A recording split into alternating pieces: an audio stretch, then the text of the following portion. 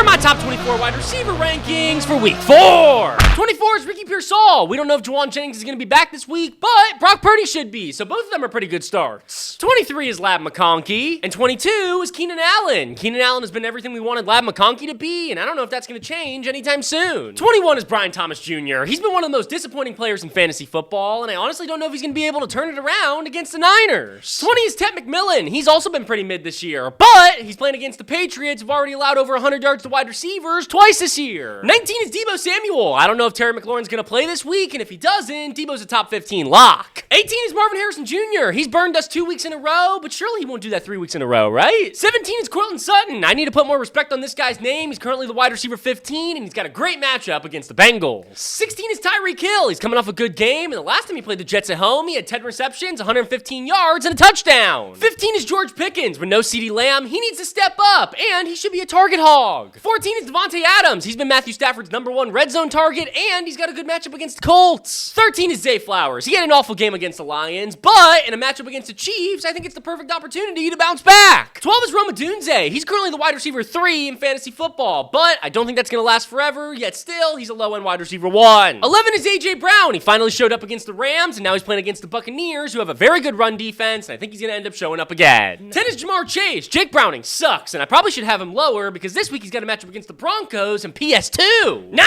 is Emeka Egbuka. There's going to be no Mike Evans in this game, and last week the Eagles defense gave up over 100 yards to Puka. I think he's in for a huge day. 8 is Drake London. It's been a pretty mid start to the year, but the last time he played the Commanders, he had 7 receptions and over 100 yards. 6 is Garrett Wilson. There's nobody else in this Jets offense to throw the ball to, and in a weird matchup against the Dolphins where they're both 0-3, I think it's going to be a really good game. 5 is Amon-Ra. It's a difficult matchup against the Browns, but that don't mean he ain't going to have a good game and do that little Beasley shake. 4 is Justin Jefferson. He's due for a big game, and he's playing against the Steelers, who've allowed a wide receiver to go over 90 yards in every game. 3 is Malik Neighbors. I think Jackson Dart is a huge upgrade, and I think he's going to be throwing that ball at him quite a bit. 2 is Jackson Smith-Njigba. He's been one of the biggest steals in fantasy football. I love the matchup against the Cardinals, and the last 4 times he's played them, he scored a touchdown in 3 of those games. And my #1 wide receiver for week 4 is Puka Nacua. He's currently the wide receiver 1 on the season. He doesn't need touchdowns to do it, and I love the matchup against the Colts. A bada bing, a bada boom, baby.